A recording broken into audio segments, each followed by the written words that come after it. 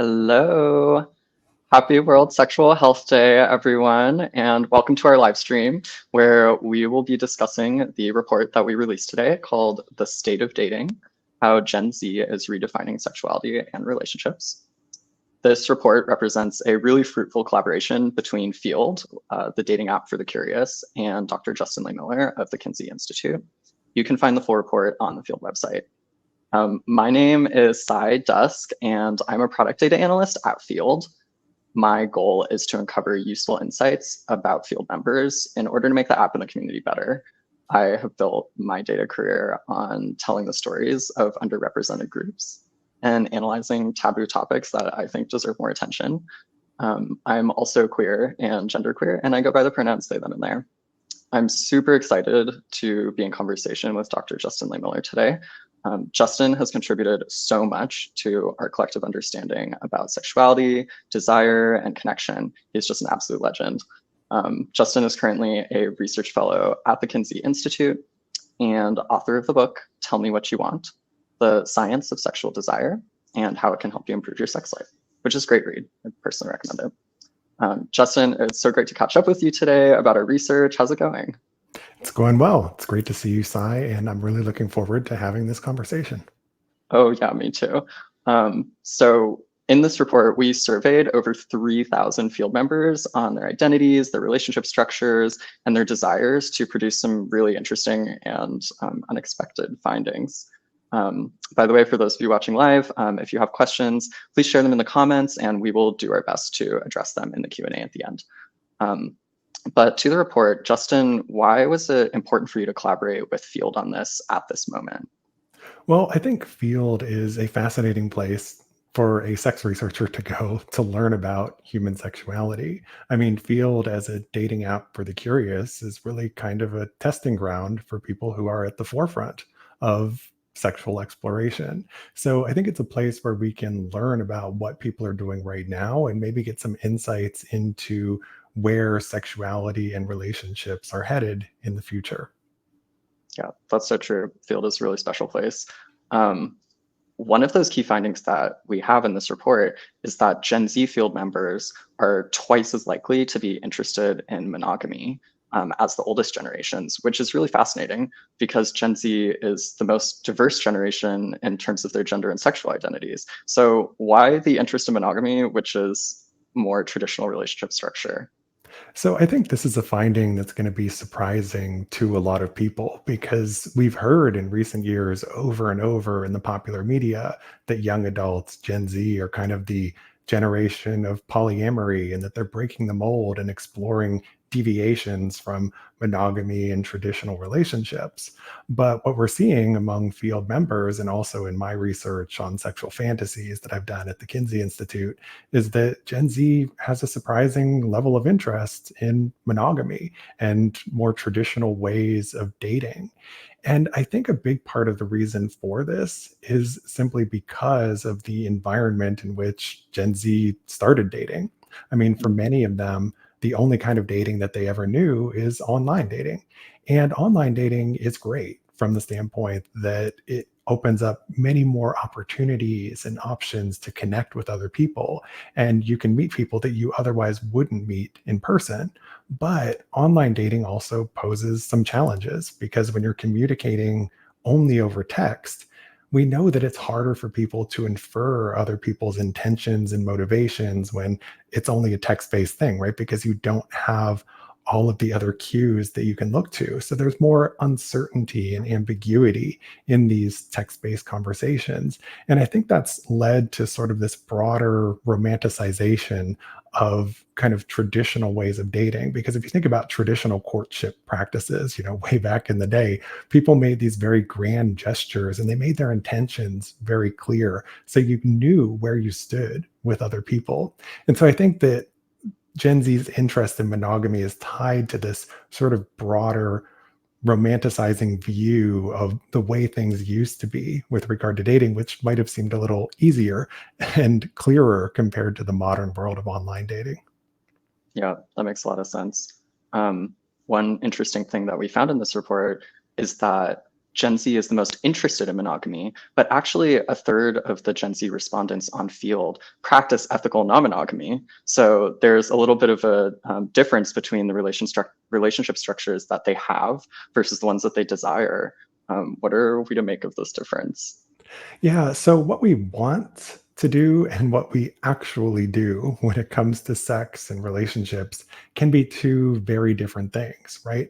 Because you might have something that you would like to try, let's say sexually with a partner, or you might have a relationship structure that you'd like to explore, but you might feel that there are certain constraints that kind of prevent you from exploring that. At the same time, there can also be other factors that might inhibit our ability to pursue what it is that we want. Maybe we have personal inhibitions, or maybe we feel a little bit of shame about trying something new or different. So there can be a lot of different things going on, that might just kind of create this discrepancy between kind of the fantasy or desire of what we would like things to be and then how things actually are. Reality and fantasy are often two very different things, as I found in the course of my work. Yeah. And at Feeld, I think we're trying to like bridge that gap a little bit and help people explore their desires, and be on that journey to self-discovery, like in a really safe way with other people who are also interested in that. And we actually saw in this report that up to like 1 in 6 of our members explicitly link their journeys of self-discovery to experiences on Feeld. Do we also see that in a larger cultural shift towards exploration of identity and desire?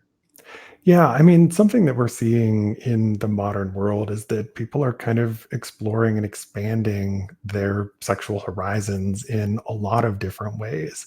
I think when you look at Field specifically, you're seeing this occurring at a more exaggerated level because Field is going to kind of select for people who are more curious about exploring things to begin with. But just more broadly in society, what we see in research and in public opinion polls is that people have more openness than ever, seemingly, to exploring things like kink and ethical non monogamy. So, for example, when you look at public opinion polls over time, where you ask people what their ideal relationship structure would be, we've seen a change over time. Whereas in the past, for almost everyone, it was monogamy. But in recent years, you've seen this growing interest in ethical non monogamy. And that's occurred across generations, but we do see some differences within generations and between generations. So, for example, we see that it's actually older adults, specifically people at midlife, who seem to be the most interested in ethical non-monogamy. So yeah, there's what we're seeing on Field is definitely a reflection of what is going on in broader society. Yeah, totally. And in the report, we actually found that baby boomers who are currently ages like 59 to 77 are also interested in less traditional relationships, like friends with benefits as well. And so when people are in these online communities like Field, how can they talk about these new and like deeply personal topics with people that they're just meeting? Okay, so that's a big question, and I don't think we have enough time to make that simplified enough for everyone because this is something that everybody wants to know about. They want to know how to make it easier to communicate about their wants, their likes and dislikes, and to express their boundaries. That's why I wrote a whole book on this subject called Tell Me What You Want, which is designed to help you improve and enhance your communication skills. And I think one thing that's nice about online dating and about apps like Field is that sometimes people actually have an easier time communicating about their likes and wants in a virtual context than they do face to face. So, going back to what I said previously, yeah, there's sometimes that uncertainty and ambiguity in online communication, but there's also this positive upside of online communication where it can make it easier to say things that are hard to say in person. So there's something that can be just kind of freeing and liberating about exploring your desires in a virtual context. And, specifically when it comes to how to do this, there's no one size fits all rule here because different people are going to be comfortable with different things. But it can be as simple as just a couple of words. A short phrase like, "What are you into?" is a very easy way of just sort of proposing, "Hey, I'm open to learning about your wants and likes and desires. Tell me a little bit about it." And so it doesn't have to be this big, elaborate thing. And I think that's where sometimes we run astray and like stress and anxiety get the best of us is because we're thinking about the right way to phrase this, but there is no right way, and keeping it simple can actually just be the easiest route oftentimes. Yeah, and especially for younger people who are just getting into these experiences for the first time, it's especially challenging. And Um, something, just to add a little bit to that, something else you can also do to make it a little easier is you can identify your kinks and interests in your profile, right? Because then that can help to create a selection effect where the people who come to you, who message you, already know and have some idea of what you're into. So that's also one of the nice things about Field is that you can indicate what your specific interests are. And that way you don't have to necessarily have that conversation right away because people already have a pretty good idea that they're going to be on the same page sexually. yeah, it's a pretty special thing about Field.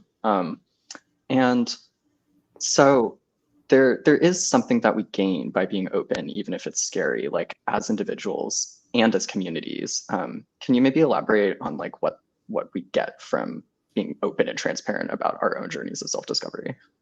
So there's a couple things that we get from that. One is that it can help us to gain a better understanding of ourselves and allow us to lead a more authentic life. We know that for a lot of people historically who have had kinks or fetishes or other non-mainstream sexual interests, they've often tended to keep that information secret from other people. And I've seen this happen in the research where people in long-term monogamous relationships sometimes didn't reveal their kinks or interests to their partner until decades into the relationship, and then it becomes this whole other thing, right? And so I think learning how to communicate about these things can help us to lead more authentic lives and help us to find more compatible relationships. But one of the other benefits of this is that when we're open about our likes and wants and boundaries and so forth, it creates these moments of shared vulnerability where you can create a really authentic connection with another person. So it's about not just that authenticity for you, but it's also creating that vulnerable place that is really where the magic and intimacy actually happens. Yeah, that's really special. I want to dig into the topic of kink a little bit more, but first, for anyone who's just joining, if you have any questions for us, please do leave a comment. We will try to get to them and answer them all at the end in the Q&A. But getting into kink, which you just brought up, we know that kink is on the rise for Gen Z on Field. Over half of them that we found in our report said that they discovered a new kink since joining Field. Which was the most of any generation. So for example, only a third of baby boomers said that. Are we seeing like a cultural shift towards more openness about kink more broadly in society, not just on Field? Absolutely. And, when I did research on sexual fantasies for my book, Tell Me What You Want, I surveyed thousands of Americans. And since then, I've studied the sexual fantasies of more than 10,000 people all around the world. And one of the core themes that I've found in people's fantasies, kind of no matter where you look, is that kink, BDSM, rough sex, all of these things that fall under that kink umbrella are very popular and pervasive fantasy themes in different cultures, across genders, across sexual orientations. And so kink really kind of seems to be having a moment. It is more popular in some places than others. So, for example, I do find some regional differences where, for example, in Western European cultures, there's a higher prevalence of kink fantasies than there are in some other parts of the world, which is, I think, why it's important to do cross-cultural work on fantasies and desires and sexual behaviors, because there is some variation and variability there. But just kind of across the globe, kink is having a moment. Yeah. And one of the cool things about this report that we just put out today is it represents Field members from over 70 countries around the world, which is really cool. So we've talked a lot about the generational differences, but how much do you think what we're seeing about kink and non-monogamy is about generational differences? And how much of it is just about being in a different stage of life as a young person versus an older person? So that's a really great question. And it's something that I've always struggled to answer a little bit in my own research, because when you're looking at differences between people at different ages at one moment in time, what you can't say for sure without having longitudinal data is whether this is a cohort generational effect, or whether this is a life course or time course effect where everybody just sort of changes in a certain way over the course of time. So I think the answer is that it's probably a little bit of both. So, for example, when we look at sexual fantasies about non monogamy, what we see is that interest increases up through about like the ages of 40 and 50 or so. That's where it kind of reaches its peak. And then it decreases a little bit after that, but it doesn't go back down to where it was for younger adults. And I think that can partly be explained by the fact that most people who are kind of at that midlife stage, most of them have been in long-term monogamous relationships. And there might be this want or desire to try something new and different, to have sexual variety, because maybe they've fallen into ruts and routines with their partner. And so I think, it makes sense that you're going to see this shift over time for people when most people have been in that monogamous context. And we know from the Coolidge effect, right? It's this idea that we tend to become habituated or tend to lose arousal to the same sexual stimulus over time. We need novelty to kind of keep us engaged and going. And so it makes sense that there's a midlife peak, not just an interest in non-monogamy, but an interest in just novelty and newness in general. But there are also unique generational effects. Like, just think about young adults today who grew up in a time where kink went mainstream. If you look at the 2010s, right? That was the decade when kink really went mainstream. The three best-selling books of that decade were the 50 Shades of Grey trilogy, and they sold more than 30 million copies combined. And the movies grossed over $1 billion at the box office. And so since then, we've seen these kink portrayals in music and advertising and all over in the media. Terms like kink shaming have become part of our vernacular. Kink has become an identity unto itself. Sadomasochism was formally declassified as a mental illness in the DSM. Like, so many things happened in that decade that just sort of normalized and let kink go mainstream. And I think that's part of the reason why Gen Z is so open to it. It's because they don't have all of the baggage that older generations did and carried around with them around kinks when they were that age. Yeah. Wow. And in addition to like the practice of kink that we're seeing, it's also taking up more space in people's fantasies as well. We saw in our report that Gen Z is also more likely to fantasize about kink as well. So do you see this as maybe like contradicting the idea of the Coolidge effect, that young people are like so interested in fantasizing about kink compared to the older generations that we surveyed? So I think our fantasies and desires serve different functions for us at different stages of life. And so that's Mm, another part of the story when we're looking at and trying to understand some of these generational differences. And if we talk about Gen Z specifically, they are the most stressed and anxious generation of any generation that's out there. We see this in my own data, we see this in national surveys, other studies. There's just more anxiety, more stress today for young adults. And I think kink is something that many young adults are drawn to precisely because it's a way to change your headspace. It creates this escape from self awareness that can take you out of your head and into the moment. And in that moment, you can forget your anxieties and stress and worries. And so I think kink, in some ways, is kind of an adaptive response to the fact that this is a generation that is just particularly acutely stressed compared to others. yeah. I want to kind of broaden a little bit and talk more about these cultural conversations that are happening right now. There's a really big one around what it means to be casual. Fans of Chapel Rowan know this already. We see on Field a lot of members explicitly desiring like casual relationships and using that language of casual. Like, what is the underlying desire here that's actually being communicated?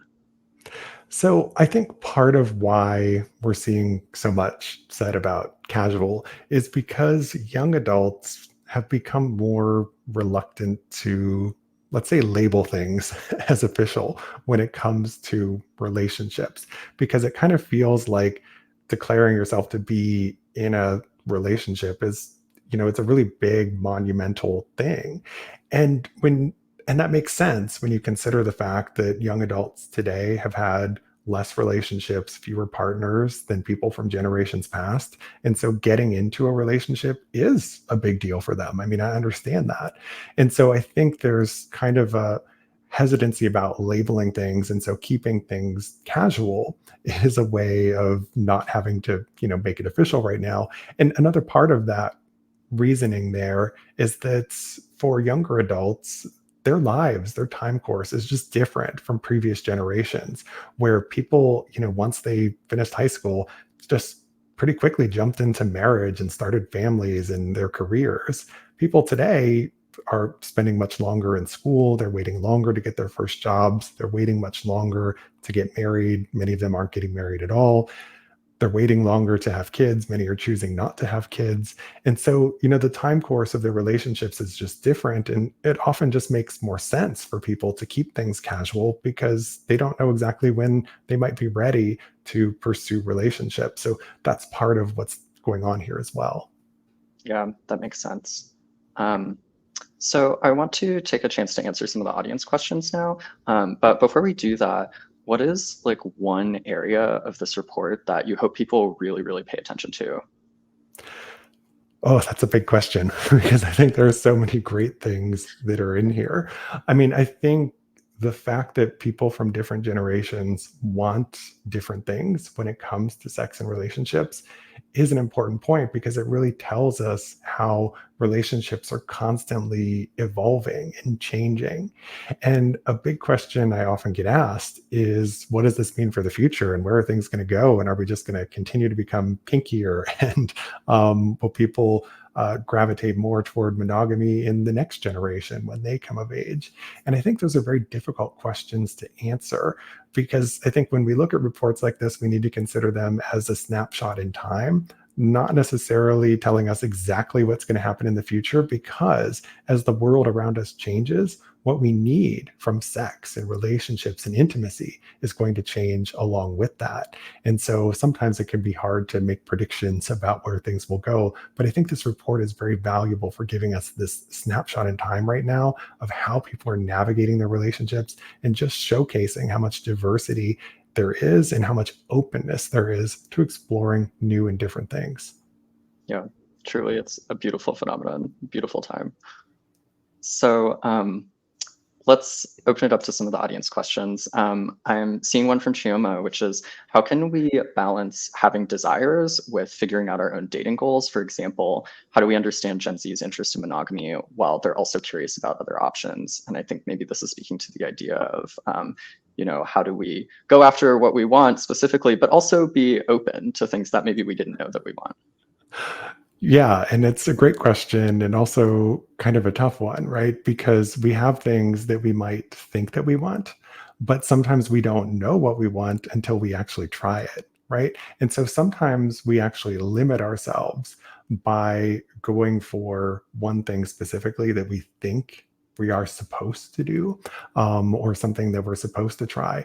And I think that this actually goes both ways with something like monogamy and non-monogamy. People can feel pressure to be monogamous because that's what they're supposed to do, but many people also feel pressure to be non-monogamous because sometimes that's pitched as a more evolved way of being or a more evolved way of dating.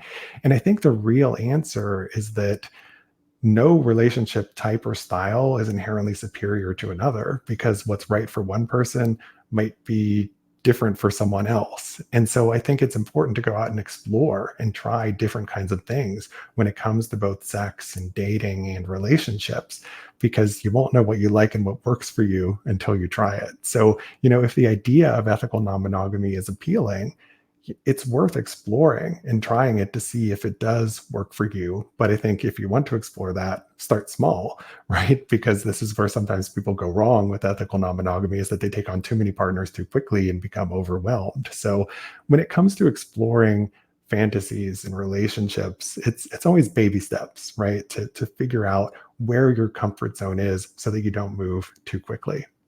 But Yeah. it's really important to step outside of that comfort zone from time to time. Yeah. And on Field, we saw in the research that we did that our members are fairly comfortable with that. We saw that almost 2/3 of respondents in the survey across genders are open to making connections with people outside of their stated sexual preferences, which is really cool and interesting to see. So we have another question from Kareem here. Is it really true that younger people fantasize about kink more than older people, though? That's something we found in the survey that I quoted earlier. But can we actually take that to the bank? And how, I think it opens up a broader question of what are the results that we found that are maybe specific to Feeld, and what are the results that we can generalize to society at large? Yeah, I mean, I think we can have confidence in this finding. So, with regard to the field data, most Gen Zers, I think it was 55%, reported discovering a new kink since joining the app. And that was higher than people from any other generation. And then, if you look at my sexual fantasy data, in study after study that I've done, I consistently see that it's younger adults who have the highest prevalence of kink related fantasies. And in many of those studies I've done, they've come from nationally representative US samples. So, these are representative data. And that gives us even more confidence that, there is something to this. And it's not just the fantasy, it's also the behavior. We're seeing this in other studies as well, where there is a higher proportion of young adults who are engaging in kink, BDSM, and rough sex. So yeah, there's definitely something to this because we've got sources from so many different places that are triangulating and leading us to the same conclusion. Yeah. So one more question from the audience here. This comes from Alexandra, who wants to know which other kink-related digital spaces and online communities are people turning to discuss and learn about kink. I think there's maybe a call for more options and more places to go to meet people, and Feeld is one of them, but there are others too. Yeah, I mean, people are going to other places as well. I mean, FetLife would be the first one that comes to mind in terms of a place people are going where they can talk openly about kinks and so forth. But there aren't a lot of, dating specific platforms where people can do this. But, something I think we're seeing is that people are increasingly talking about it on social media. That's a place where a lot of the kink conversations are happening. So, for example, on TikTok, there's a hashtag called Kink Talk, which actually has around 1 million posts under it already, right? So I think, if we look at the conversations that are having on social media, that's another place where people are kind of expressing more of this openness, exploring their sexuality, talking about it. I know there's social media censorship, and so that can be a tricky thing when talking about this on social media, but it is a place where people are going to have these conversations as well. Yeah, and more so probably as there's more kind of social and cultural acceptance for kink, which is really Absolutely. cool to see. Yeah. So we're getting to the end here, unfortunately. But I wanted to thank you so much, Justin, for this dialogue today, and for your scholarship on desire, sexuality, and connection. There's just a wider cultural conversation happening right now about self-discovery, about identity, about relationship structures that are all things we talked about. So it's more important than ever that we're producing this data-backed research to help us understand how we can co-create a world that's more curious and open-minded. And that's what we try to do at Feeld. So thank you to everyone who joined today, and also to those of you who are watching later. It's been a true pleasure to share this space with you all on World Sexual Health Day, no less. Please do keep the conversation going, and I hope you all have a lovely day. Thanks again, Justin. Thank you.